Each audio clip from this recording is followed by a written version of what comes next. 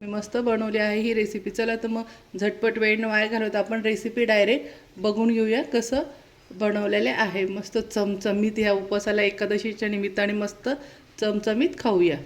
एक बटाटा घेतलेला आहे. आपण एवढा वापरणार नाही, यातला अर्धाच आहे. तुमचं जर जास्त साबुदाणा असेल, जास्त करायचं असेल तर हा एक पूर्ण वापरायचा आहे.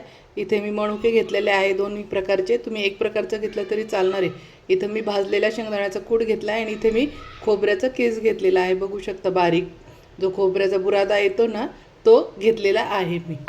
तर आता हे सर्व आपण अगोदर सारण तयार करून घेऊया एकत्र. तुम्हाला यात साखर टाकायची असेल तर तुम्ही साखर पण थोडीशी टाकू शकता. साखर टाकली तर खूप छान लागतात. हे सर्व एकत्र करून घ्यायचं आहे आणि आपल्याला आता यातला मी अर्धा बटाटा टाकत आहे. तुमचं जर जास्त असेल तर तुम्ही पूर्ण अख्खा वापरून घ्यायचा आहे.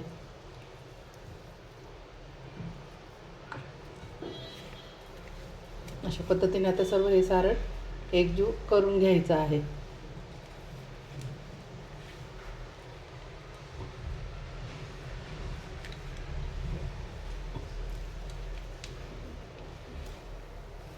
मस्त हे झालं आता आपलं एकजीव करणं.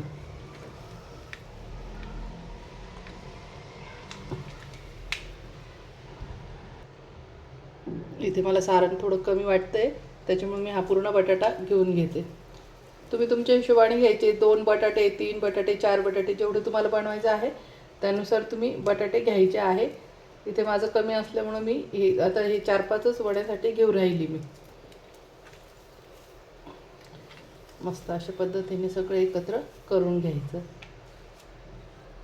आता यामध्ये अगदी थोडंसं चवीपुरतं मीठ टाकायचं. एकदम थोडंसंच टाकायचं आहे, खूप टाकायचं नाही. थोडं आळणीच ठेवायचं आहे.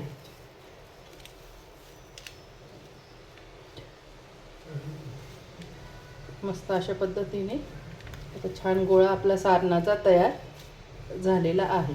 यात तुम्ही काजू बदाम जे पण तुमच्याकडे ड्रायफ्रूट अवेलेबल असेल, तुम्हाला खायची इच्छा असेल ते टाकू शकता ते.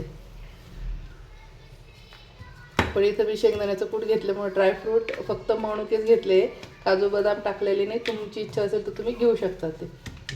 यात हिरवी मिरची वगैरे काही टाकायचं नाही. मस्त हा झाला छान आपला सारणाचा गोळा. आता याचे छोटे छोटे असे गोळे तयार करून घेऊया.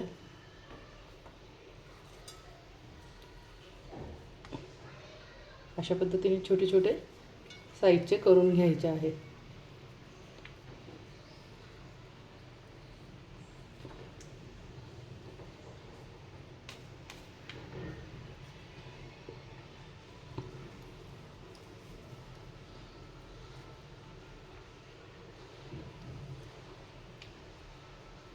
मस्त हे झाल्यात आपले सारणाचे गोळे तयार.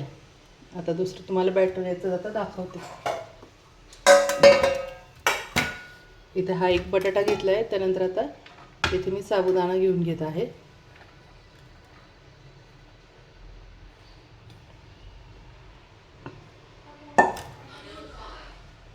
तर सगळ्यात महत्त्वाचं तुम्हाला मी दाखवते.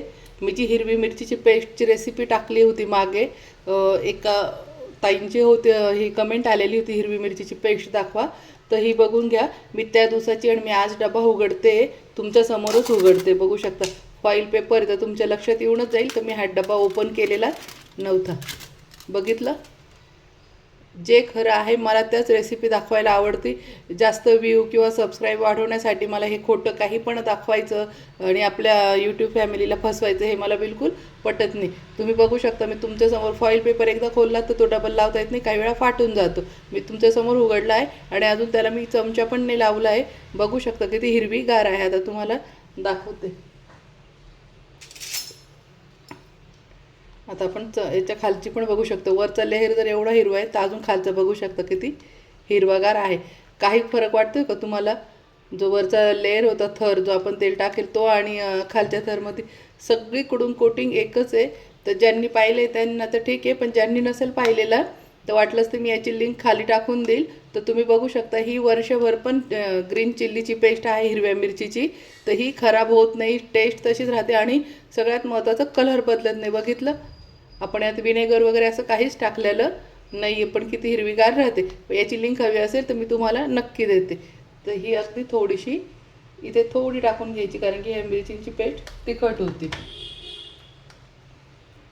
आता इथे आपण थोडासा पुन्हा शेंगदाण्याचं कूट टाकून घ्यायचं आहे.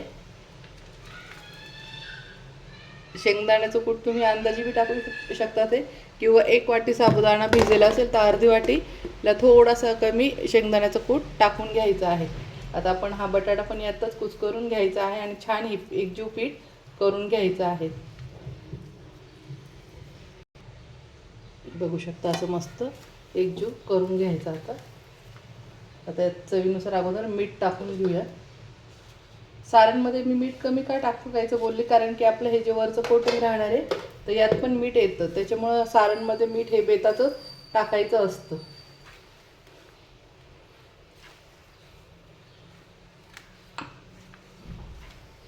हे सगळं एकजीव अगोदर करून घ्यायचं. पाण्याची गरज वाटली तर किंचित थोडंसं पाण्याचं, एक कपला आत्ता जो मिरचीला मी पेस्ट घेण्यासाठी जो चमचा वापरला तसं एक छोटासा चमचा पाणी टाकायचं, भस्कनी टाकायचं नाही तर हे फाटून जातात. अगोदर सर्व एकजीव करून घेऊया.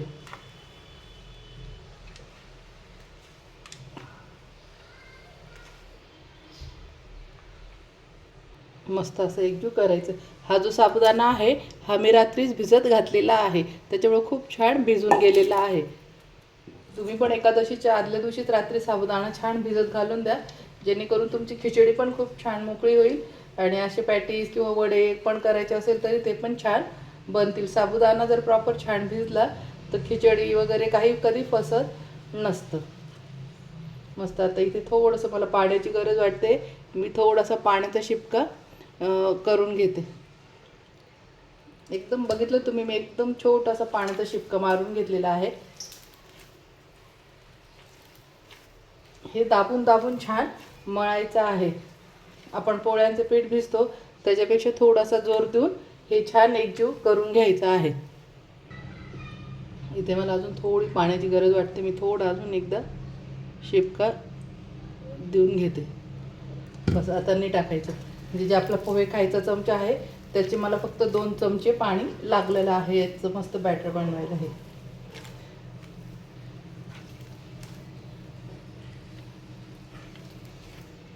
पाणी आत डायरेक्ट ओतायचं नसतं, हे हातावर घेऊन आणि मग टाका, म्हणजे जेणेकरून पाणी याच्यात जास्त पडणार नाही.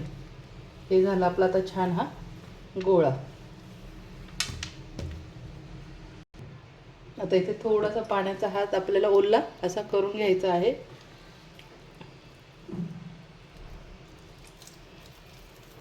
तर आता आपण जे हे बॅटर बनवलं आहे हे असं करून घ्यायचं. आणि आता यामध्ये आपण जे सारण केलं आहे हा सारणाचा गोळा असा ठेवून घ्यायचा आहे. हा सारणाचा गोळा असा ठेवून आणि अशा पद्धतीने दाबून घ्यायचा आहे.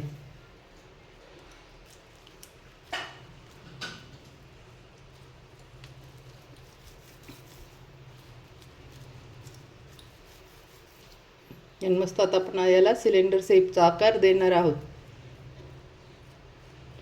मुलांना पण काहीतरी वेगळं वाटतं आणि शक्यतो असं सिलेंडर शेप जर दिला तर मुलांना वेगळं काही वाटून ते चवीने आवडीने खातात. अशा पद्धतीने आता आपण सर्व करून घेणार आहोत. पुन्हा आता सारण घ्यायचं आहे. हाताला थोडंसं पाणी लावून घ्यायचं आहे, ओला करायचा आहे, जेणेकरून हे हाताला काही चिटकत नाही. पुन्हा आता आपण एक सारणाचा गोळा इथे असं केल्यानंतर हा सारणाचा गोळा ठेवून आणि याला पण थोडंसं दाबून घ्यायचं आहे, म्हणजे हा छान चिटकून जातो. आता अशा पद्धतीने पुन्हा आपण याला पण आकार देऊन घ्यायचा आहे. खूप सोपी रेसिपी आहे आणि नवीन काहीतरी दिल्यासारखं वाटतं. साबुदाणे वडे तर आपण नेहमी बनवतो, पण हे खूप छान वाटतं. कोणाला अजून ताकातली भगर वगैरे हवी असेल तर मला तुम्ही आजच कमेंटमध्ये सांगायचं आहे, जेणेकरून तुम्हाला पटकन मी ताकातली भगर पण कशी बनवायची, खूपच छान लागते ती चवीला, तर ती पण मी त्याची रेसिपी नक्की तुम्हाला देते. तर त्याच्यामुळे ताकातली भगर जर कोणाला हवी असेल तर मला पटकन कमेंट करायचं आहे. आज मी कमेंट बॉक्सवर लक्ष ठेवणार आहे, म्हणजे तुमची जर कमेंट आली तर तुम्हाला मी झटपट ती रेसिपी बनवून दाखवेन. की असं नको व्हायला की एकादशी गेली आणि एकादशी झाल्यानंतर मग तुम्ही मला म्हणाल द्या, असं नका करू. हां, आता अशा पद्धतीने सगळे मी सिलेंडरचे आकार करून घेते. मस्त मैत्रिणी बघू शकता. आता हे झाले. आता आपण हे फ्राय करून घेऊया आणि उरलेल्या पिठाचं मस्त असे साबुदाणा वडे थापून घ्यायचे आहे आपले रेग्युलर. ते तर सगळ्यांना आपल्याला येतातच. उरलेलं पीठ पण वाया जाऊ द्यायचं नाही साबुदाण्याचं. जर तुमचं सारण संपलं तर आपले असे वडे याच पिठाचे करून घ्यायचे आहे. यात काही दुसरं ॲड करायचं नाही. फक्त थोडे मस्त असे चपटे बनवून घ्यायचे. म्हणजे 2 तुम्ही साबुदाण्याचे वडे पण करू शकता त्यांनी. आणि सगळ्यात महत्त्वाचं, सारणमध्ये जर पनीर टाकलं तर खूपच छान लागेल. मी ॲक्च्युली पनीरचंच करणार होती, पण आमच्या इथे खूप पाऊस येतो आहे त्याच्यामुळे बाहेर जाता येत नाही. तर मी बटाटा टाकला आहे. तुम्ही बटाट्याऐवजी तिथे पनीर टाकून घ्यायचं आहे. पनीरने खूप बेस्ट बनतात. चला तर मग आता हे तळून घेऊया. इथे मी गॅसवर कढई ठेवून कढईत तेल टाकलं आहे. तेल आपलं तापलं आहे का बघून घेऊया. तेल एकदम छान तापलं आहे. आता हे मंद आचेवर अगोदर तळून घ्यायचे आहे. आणि हे टाकल्यानंतर 1 ते 2 मिनटं याला बिलकुल हात लावायचा नाही. कढईत तेल जेवढं मागेल तेवढे टाकून घ्यायचे आहे. जास्त पण गर्दी करू नका, कारण की ते फुगतात. तर आता हे 2-3 मिनटं आपण याला हात लावायचं नाही आणि मंद आचेवर छान तळून द्यायचं, जेणेकरून आतून पण छान तळल्या जातील आणि क्रिस्पी बनेल. आता इथे बघू शकता फेस पूर्ण कमी झालेला आहे आपण टाकल्यानंतर. आता हलक्या हाताने थोडं थोडं तेल असं यावर टाकत राहायचं आहे, म्हणजे जेणेकरून आपण पलटी मारू तर तेव्हा खाली चिटकणार नाही आणि सुटणार पण नाही. चमच्याने असं हळूहळू वरतून तेल टाकलं तर मस्त. बघू शकता किंचित असे फक्त जागा बदलून घ्यायची. पलटी केलेली नाही, तुम्ही नीट बघू शकता पलटी अजून केलेली नाही. आता इथे थोडा गॅस मोठा करून घ्यायचा आहे, जेणेकरून आपल्याला पलटी मारायच्या वेळ म्हणजे हे तुटत नाही, फाटत नाही ते. आता 1 मिनिट पुन्हा असंच राहू द्यायचं आहे. आता इथे आपण पलटी मारून घ्यायची आहे. बघू शकता एकदम हलक्या हाताने उचलून घ्यायचे आहे. बघितलं, मोठा गॅस का करा बोलली की खाली लवकर ब्राऊन होईल आणि हे चिटकणार नाही. आता इथे पण मंद गॅसवर करायचं आहे. मी आता इथे गॅस एकदम कमी करून दिला आहे. आता आपण बारीक गॅसवरती पुन्हा 2-3 मिनटं इकडून पण छान तळून घेऊया. आता अशा पद्धतीने आपण बघू शकता की छान तळून घेतले आहे. आता इथे फक्त 1 सेकंदासाठी गॅस मोठा करून घ्यायचा आहे, म्हणजे छान कलर जास्त ब्राऊन येण्यासाठी. हे खूप छान तळला गेलेले आहे. फक्त आपल्याला आता डार्क ब्राऊन करण्यासाठी 1 सेकंदासाठी मोठा गॅस करून घ्यायचा आहे. मस्त बघितलं, कुठेच फाटले नाही, काहीच नाही. किती छान प्रॉपर झालेले आहे.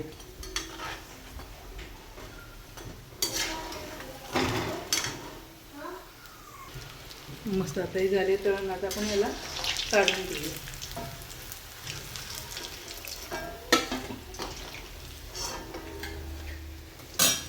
बघितलं, अशा पद्धतीने छान करून घेतलं. आता बाकीचे पूर्ण अगोदर तळून घेते आणि तुम्हाला दाखवते.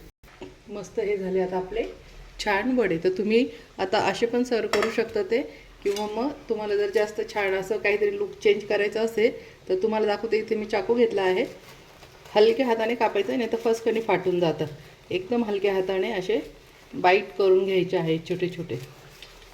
मस्त हे अशा पद्धतीने छोटे छोटे बाईट करून घ्यायचे. तुम्हाला करून दाखवते. एकदम हलक्या हाताने पकडायचं आहे आणि हलक्या हातानेच कापायचे. मस्त बघू शकता अशा पद्धतीने बाईट करून घ्यायचे आहे. तर अशा पद्धतीने मस्त तुम्ही दह्याबरोबर पण खाऊ शकता, किंवा मग शेंगदाण्याची पातळ चटणी बनवायची आहे त्याबरोबर पण खायचं आहे. दह्याबरोबर पण खूप छान लागतं. असे बाईट करायचे तर असे करून द्यायचे, किंवा अख्खे द्यायचे तर असे द्यायचे, तुम्हाला जसं छान वाटेल. आणि यात थोडीशी वरतून तुम्हाला कोथिंबीर चालत असेल उपवासाला तर थोडीशी कोथिंबीर वरतून टाकायची, दिसायला पण छान वाटेल आणि वाढायलाही छान वाटेल. बघू शकता. तर चला तर मग मैत्रिणींनो, नक्की एकादशीला करून खा. आणि अशाच नवीन नवीन रेसिपी पाहण्यासाठी माझ्या चॅनलला लाईक करा, सबस्क्राईब करा आणि शेअर करा. चला तर मग मस्त खा आणि मस्त राहा. बाय. भेटूया अशाच नवीन नवीन रेसिपीमध्ये.